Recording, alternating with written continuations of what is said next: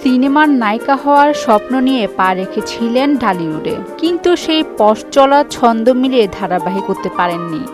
সমালোচনার শিকার হয়ে আজ শোবিজ থেকে দূরে সানাই মাহবুব।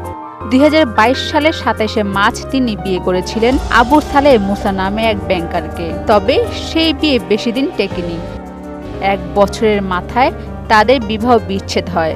নতুন খবর হলো ফের বিয়ে করলেন এই সমালোচিত নায়িকা সানাই। গত রোববার ধারাবাহিকভাবে তার বিবাহ সম্পন্ন হয়েছে। পাত্রের নাম সোহেল এফ খান, বয়স 45। পাত্র সুইডেন প্রবাসী এক ব্যবসায়ী। 1,01,00,000 টাকা দেনমোহরে তারা বিয়ে করেছেন। গণমাধ্যমকে বিয়ের খবর নিশ্চিত করেছেন সানাই নিজেই। এদিকে বিয়ের বিষয় নিশ্চিত করলেও প্রমাণ হিসেবে তাদের ছবি দেখাতে রাজি হয়নি মডেল সানাই। তবে এ ব্যাপারে শিগগিরই সোশ্যাল মিডিয়া ফেসবুক লাইভে এসে সবাইকে অবহিত করবেন বলে জানিয়েছেন। সানাই বলেন, তার বরের বাড়ি কুমিল্লা। গত 1 বছর ধরে তাদের চেনা জানা। তবে এটা ঠিক প্রেম না। পরিচয়ের পর তাদের মধ্যে একটা বন্ধুত্ব তৈরি হয়। নিয়মিত যোগাযোগ এবং দেখা হতো। একটা পর্যায়ে তারা দুজন মিলে বিয়ের সিদ্ধান্ত নেয়।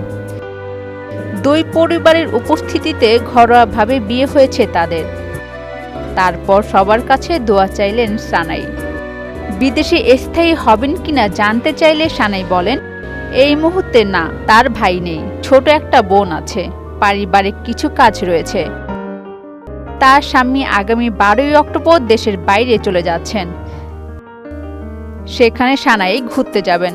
তবে বিদেশে একেবারে স্থায়ী হতে কিছুটা সময় লাগবে, যেটা 1 থেকে 2 বছর লাগতে পারে। তবে বিদেশে স্থায়ী হবেন বলে নিশ্চিত করেছেন তিনি।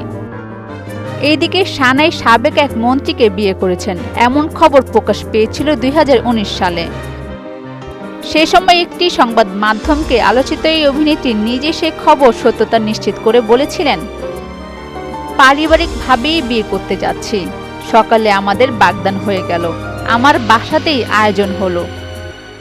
সবার কাছে দোয়া চাই আমার নতুন জীবনের জন্য। তারপর বিয়ে নিয়ে তেমন কিছু আর শোনা যায়নি। ওই খবর প্রকাশে 3 বছর পর আবু সালেহকে বিয়ে করেন এই অভিনেত্রী। আবু সালেহের সঙ্গে বিয়ে ভাঙার বছরখানেক পর ফের বিয়ের পিঁড়িতে বসলেন সানাই।